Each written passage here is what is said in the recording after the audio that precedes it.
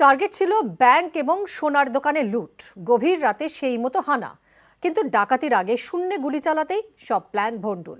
স্থানীয়দের থেকে খবর পেয়ে পৌঁছে যায় পুলিশ। চম্পট দেয় ডাকাত দল। উদ্ধার হয়েছে আগ্নেয়াস্ত্র এবং গুলি। এই ঘটনায় মালদার মানিকচকে জোর চাঞ্চল্য।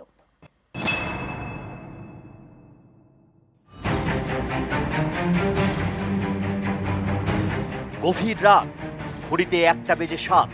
সিসি ক্যামেরার ফুটেজে দেখা যাচ্ছে একে একে এগিয়ে যাচ্ছে 7 ডাকাত। তাদের আচমকা শূন্যে গুলি।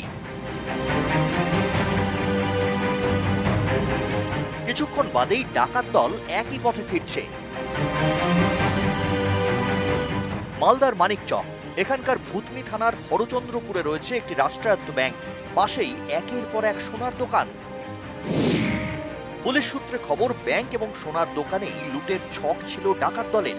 গভীর রাতে হানাও দেয়। লুটপাট চালানোর আগে শূন্যে গুলি চালায়। গভীর রাতে গুলির শব্দ শুনে স্থানীয়রা খবর দেন পুলিশে। তড়িঘড়ি এলাকায় পৌঁছয় ভূতনি থানার পুলিশ। এতেই সব প্ল্যান ভেস্তে যায়। পালিয়ে যায় 7 ডাকাত। ঘটনাস্থল থেকে উদ্ধার হয়েছে আগ্নেয়াস্ত্র এবং গুলি। একটা ফায়ার হলো, মানে আওয়াজ, 6-7 জন কালো ড্রেস পরে মুখ বেঁধে বড় বড় বন্দুক নিয়ে দাঁড়িয়েছিল এখানে। আমরা লাইট ছাড়া মাত্রই একটা ফায়ার হয়ে গেল। আমরা আবার ভিতরে চলে গেলাম। আমারও দোকান আছে, জুয়েলারির সামনে ব্যাংক আছে। সমস্ত আগ্নেয়াস্ত্র নিয়ে সেই ব্যাংক এবং দোকানটাতে লুট করার চেষ্টা করেছিল, কিন্তু পুলিশের তৎপরতায় সেটা কিন্তু কিছুটা রক্ষা পেয়েছে। স্বর্ণ ব্যবসায়ীদের উপর দিনের পর দিন কিন্তু এই সমস্ত দুষ্কৃতীদের একটা চক্রান্ত চলে আসছে। তার জন্য কিন্তু আমরা আরো বেশি দুশ্চিন্তায় আছি। মানিকচকের ভূতনির পাশেই গঙ্গা। গঙ্গার ওপারে ঝাড়খণ্ডের মহারাজপুর। তাই ভিন রাজ্যের দুষ্কৃতীদের যোগ সাজসের সম্ভাবনা খতিয়ে দেখছে পুলিশ।